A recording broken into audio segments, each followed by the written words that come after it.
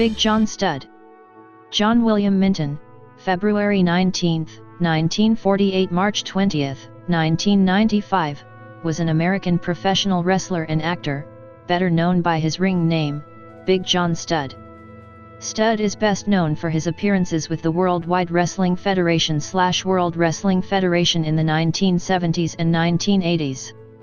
Stud held a number of championships over his career, including the NWA American Heavyweight Championship, NWA Mid-Atlantic Tag Team Championship, and WWF World Tag Team Championship, and was the winner of the 1989 Royal Rumble. He was posthumously inducted into the WCW Hall of Fame in 1995 and the WWE Hall of Fame class of 2004. Early life. Stud joined the United States Army and served as a military police officer. Professional wrestling career. Early career, 1972. Stud was trained by Killer Kowalski.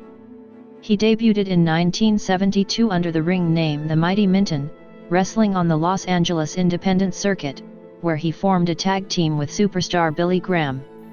Worldwide Wrestling Federation, 1972–1973. In mid-1972, Stud joined the Worldwide Wrestling Federation under the ring name Chuck O'Connor, facing wrestlers such as Chief Jay Strongbow and Gorilla Monsoon.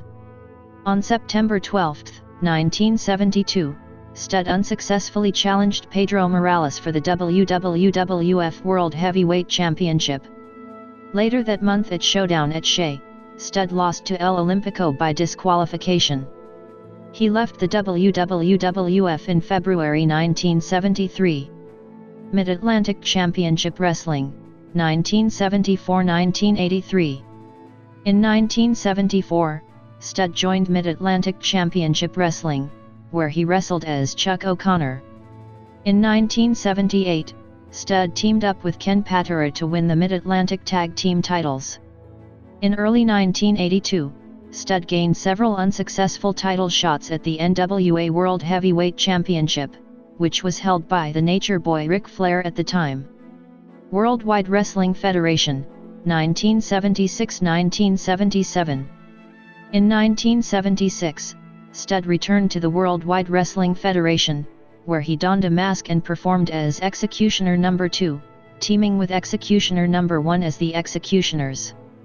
On May 11, 1976, the Executioners defeated Louis Cerdan and Tony Parisi to win the WWF World Tag Team Championship. They held the championship until October 26, 1976, when they were stripped of the titles after a third executioner interfered in a title defense. Stud left the WWF once more in early 1977. American Wrestling Association, 1980–1981. From 1980 to 1981, Stud performed for the American Wrestling Association. World Wrestling Federation, 1982–1986, 1988–1989. Feud with Andre the Giant, 1982–1986. Stud jumped to the World Wrestling Federation in late 1982, and was paired with manager Classy Freddie Blassie. Stud quickly became a monster heel, adopting a gimmick of bringing a stretcher to the ring and beating his opponents so badly they would be taken out on the stretcher. While Stud became a top challenger for the WWF World Championship, held by Bob Backlund, it was his feud with 7 feet 4 inches, 224 centimeters, 520 pounds, 240 kilograms, Andre the Giant over who was professional wrestling's true giant that earned him main event status. Stud and Blassie had issued a body slam challenge, offering $10,000, and later, $15,000, to any wrestler that could slam him before boasting that he, Stud, could not be slammed. After several wrestlers were unsuccessful in answering Stud's challenge, Andre accepted and was about to slam Stud before Blassie attacked Andre from behind, as Stud grabbed the ring ropes to prevent himself from being slammed. The Andre-Stud feud raged throughout 1983 and Andre got the upper hand and slammed Stud several times, once with enough force to collapse the entire ring. Several times, the two met inside a steel cage, where Andre not only slammed Stud, but used a sit-down splash from the top rope onto his chest to knock him out. Despite this, Stud began declaring himself the true giant of wrestling, all while continuing to insist he could not, and had never been, slammed. By 1984, with his feud with Andre still raging, Stud was challenging then new champion Hulk Hogan for the title. Hogan was also successful on several occasions in slamming Stud. In late 1984, Stud was also paired with Bobby the Brain Heenan, who helped take the Andre Stud feud to new heights. This happened during a televised tag team match on WWF Championship Wrestling featuring Stud and fellow Heenan family member Ken Patera against Andre the Giant and SD Jones. The match ended by disqualification after persistent rule breaking by Stud and Patera, who attacked Andre afterwards and cut his hair with Vince McMahon and Bruno Sammartino claiming on commentary that they were raping Andre of his dignity. Andre set out for revenge and accepted Stud's challenge to a $15,000 body slam challenge match at the first WrestleMania, whereby if Andre failed to slam Stud before the time limit, or Stud managed to slam Andre would be forced to retire from wrestling. Andre dominated their WrestleMania match at Madison Square Garden and won by slamming Stud at 5:54.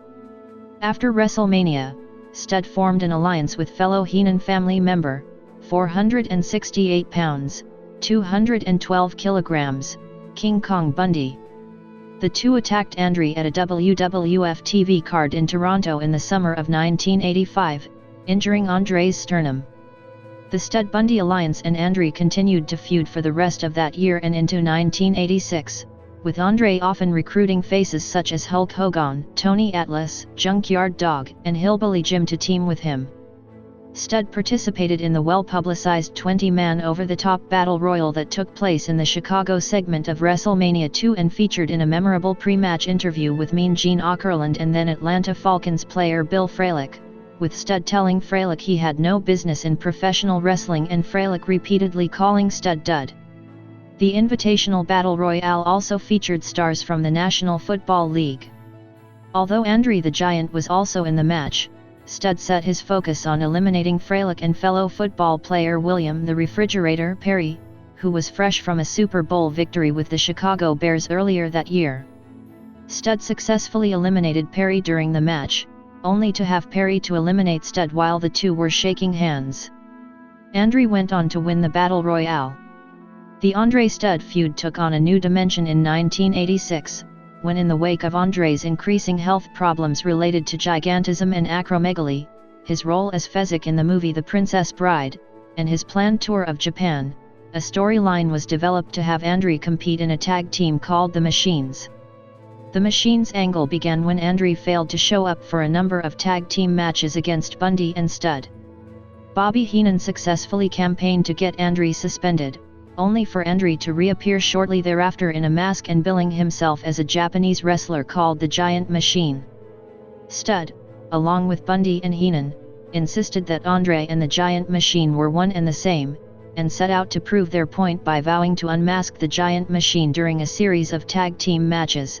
The Giant Machine's partners included Blackjack Mulligan, as Big Machine, and Bill Eadie, as Super Machine, with Stud and Bundy saying in interviews that they knew who the Machines were and that they had never heard of Japanese wrestlers with a South Texas accent, Mulligan/Big Machine, or a South Florida accent, Eadie/Super Machine, while Bobby Heenan repeatedly claimed that no Japanese wrestler or person was 7 feet 4 inches and over 500 pounds and spoke with a French accent. However, neither Stud, nor Bundy or Heenan, were able to unmask the Machines and their true identities remained a secret. Stud, who long had a reputation of not selling pain to wrestlers with little or no in-ring skills, wrestled a notable match with the world's strongest man Ted Arcidi during a televised house show at the Boston Garden in mid-1986. During the match, Stud was noticeably wrestling stiff and showing contempt for someone he saw as nothing more than a muscled-up weightlifter with no wrestling skills who had no business being in a professional wrestling ring. The Bundy-Stud team also feuded with other established WWF tag teams in 1986, including the Icelanders, Haku and Tama, and contended for the WWF Tag Team Championship held by the British Bulldogs, Davey Boy Smith and the Dynamite Kid. During a televised match in late 1986, Studd and Bundy began arguing after they lost a match to the Bulldogs, and although that seemed to foreshadow a feud between the two, nothing ever came of it. Studd's last match during his original 1980s WWF run came on the November 15, 1986, episode of WWF Superstars of Wrestling, where he teamed with Bundy to defeat the Machines, a match that did not involve the Giant Machine. Despite leaving the WWF, Studd's presence was still made known in a WWF magazine article published shortly before WrestleMania 3, where he supported Andre in his upcoming match against Hogan, contending that Hogan's friendship with Andre was a ruse, to duck him as a potential challenger to the title. Feud with the Heenan family, 1988-1989. After retiring for 2 years, Studd announced his return to the WWF on the Brother Love show in December 1988. An elated Bobby Heenan appeared on the set to welcome Studd back to the Heenan family. However, with Heenan now also managing his old adversary Andre the Giant, Studd rejected the offer and ran Heenan off the Brother Love set, thus turning face. Studd went on to feud with several members of the Heenan family, including Andre, who had turned heel during Studd's absence, and Haku, one of the few wrestlers who could body slam Studd.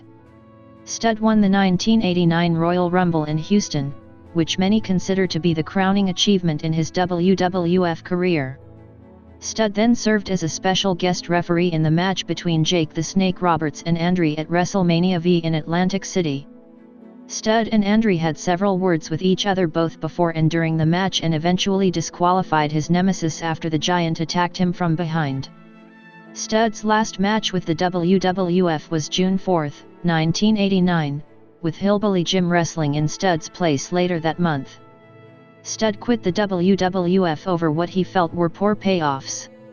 Independent circuit and retirement, 1989.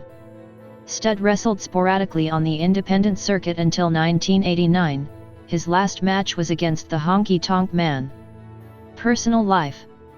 Minton and his wife Donna have 2 children, John Jr., Janelle, and Sean, who is also a wrestler. Death. In the fall of 1993, Minton became exceptionally tired after replacing Jimmy Snuka on short notice in a match for Killer Kowalski in Boston. While showering afterward, he noticed a lump in his armpit. He went to a doctor, who found the rest of a large tumor in his chest. It remitted after chemotherapy, and he was told he might wrestle again in 6 months, but it returned in 1994. When no suitable bone marrow donor was found, and he was given around a month to live, Minton underwent an auto-transplantation procedure with a 7% success rate. Again, the tumor remitted and he went home. Around September 1994, in addition to recurring nausea and fever, Minton's lungs collapsed and he went back to the hospital. During this stint, he ran a temperature of 108.5 degrees Fahrenheit, 42.5 degrees Celsius. He eventually stabilized and went home again. In February 1995, Minton returned for another round of chemotherapy. Though he believed it would be a short stay, the tumor had spread widely through his body. He died from liver cancer and Hodgkin's disease on March 20, 1995. He was survived by his wife Donna and his children Janelle, Sean, and John Minton, Jr., who accepted his plaque upon his posthumous inductions to both the WCW Hall of Fame in 1995 and the WWE Hall of Fame class of 2004. Minton, Jr. also participated in the 4th season of WWE Tough Enough. According to superstar Billy Graham, a longtime friend who spoke to Minton throughout his failing health, doctors had told him his excessive use of human growth hormone, which had reshaped his skeleton as well as his muscles, may have sparked his tumors. Filmography. Film. Television. Championships and accomplishments.